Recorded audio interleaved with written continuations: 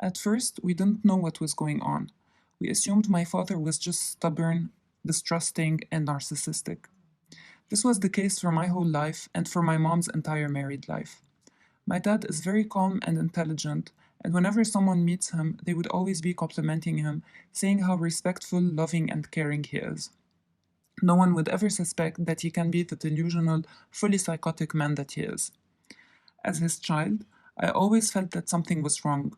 The dynamics at home seemed dysfunctional, and he was authoritarian, and my mom was always overdoing everything just to please him. She was constantly stretching herself beyond her limits for him, and he never showed any care or empathy towards her. With me and my siblings, it was a whole other story.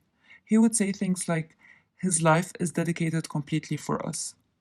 One day, things gravely deteriorated at home. I woke up and saw my mom all pale and shaking, and dad was saying all sorts of unrealistic things about her.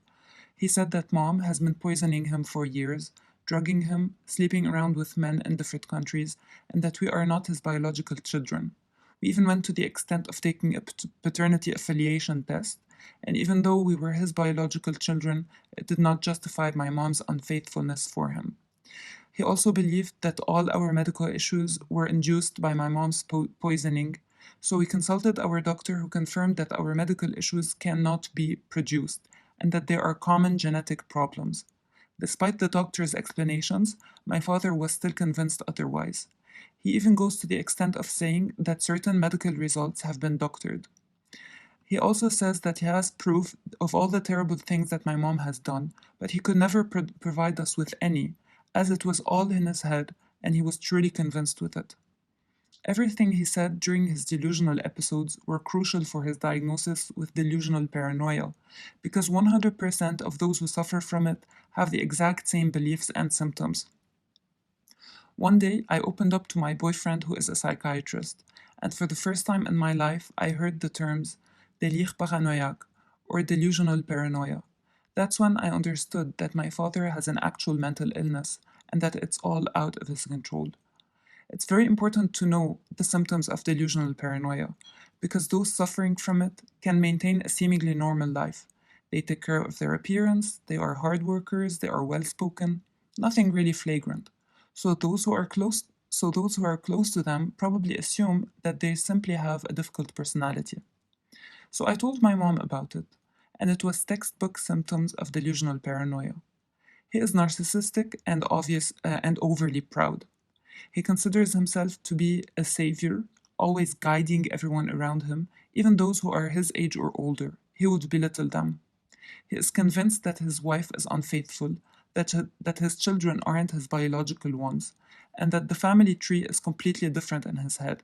Everyone has a child from someone else, etc. And every man in the family who passed away from natural causes was actually murdered by his wife for absurd reasons. He is extremely distrusting, and he says that even if he sees something with his own eyes, he would still question it.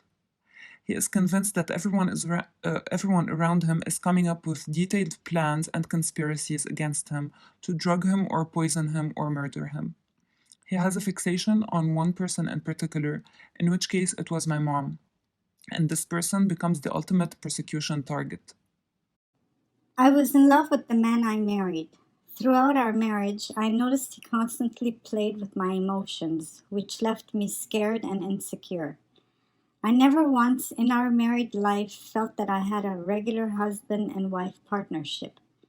Many years of marriage and four adult children later is when he became fully psychotic. To his belief, all women are unfaithful and kill their husbands. He cut us off all family and immediate relatives and eventually neighbors and friends. Because I was not aware of his mental illness, I would argue with him and therefore add to his delusions. Once we were aware of his problem, we were very conscious of how to talk to him. Unfortunately, he has the most difficult type of mental illness. It's because he is highly functional in daily life and his delusions are non bizarre, that they can actually happen. He's very successful at work. This type refuse to believe there is something wrong with them and refused to take any medication or even see a psychiatrist.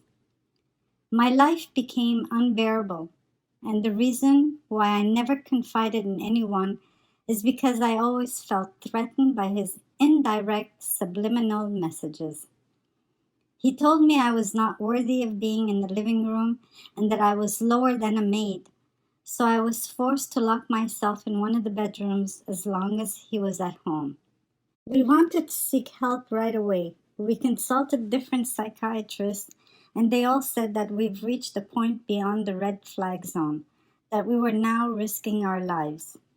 Therefore, we were faced with two possibilities: to escape without a trace and to give my husband his freedom, dignity, and relief, or to stick around trying to force a treatment upon him that he thinks is going to poison him. He would have to be under surveillance, hospitalized for months, and probably even transferred to a mental facility. So we packed our bags and left the house, leaving no trace behind. It's very important to understand that delusional paranoia is real. It's a severe type of psychosis, and there is a treatment for it. But the best results always come with an early diagnosis. If you know someone who has these symptoms, it's not a shame to ask for help. It's important to share your concerns with someone educated, your doctor, or an adult who can provide you with some guidance. For us, it was hopeless, as my husband has been psychotic for over 35 years and we had no idea.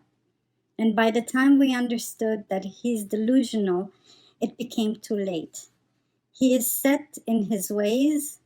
He doesn't believe in mental health or that mental problems even exist.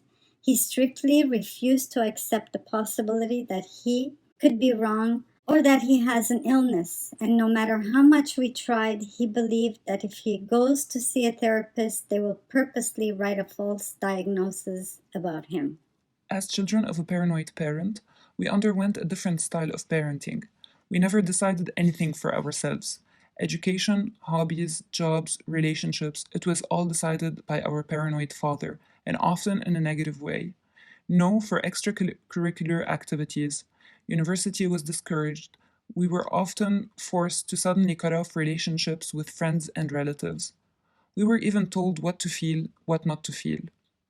Being very young, vulnerable, and dependent, it was natural to think that our father was always right, and we never doubted him because we only knew his version of the family drama story. He wanted to be our one and only everything, one and only guidance, reference, support, friend, father, provider, future employer, and savior. We were never treated according to our age. As children, we were treated as adults, and as adults, we were being treated as childs or immature or we just don't know. And he would tell us bad things have happened to us without our knowledge, subconsciously and even unconsciously. To him, our intelligence is non existent. As we were growing up, everything that promoted our independence was considered a threat to him. For example, any third party. It could be a book, a knowledgeable person who might open our eyes, marriage plans, having opinions of our own, opening up a bank account, the desire to major in psychology at university, or to find a job other than what he believes is best for us. These are all considered threats because through knowledge, we could realize the truth and break free from his delusional system. He talked to us about virtue but didn't treat us accordingly. Example, he talked about the importance of independence, but he did everything in his power to keep us depending on him. He inverted everything. He said he is persecuted and manipulated while he was the one persecuting and manipulating those around him. He accused mom of alienating us while he was the one doing so. And if we showed any sign of disagreement with him, then we are part of the conspiracy. It's disappointing yet liberating to realize that our father is not always right. We started to consciously and purposely scan the information he provided us, and to leave out whatever is toxic to our mental health. And finally, admitting that our parent is mentally ill is tremendously painful. We love him, we want to help him, but if he refuses, then we cannot live with him, and unfortunately, the relationship is damaged despite our willingness.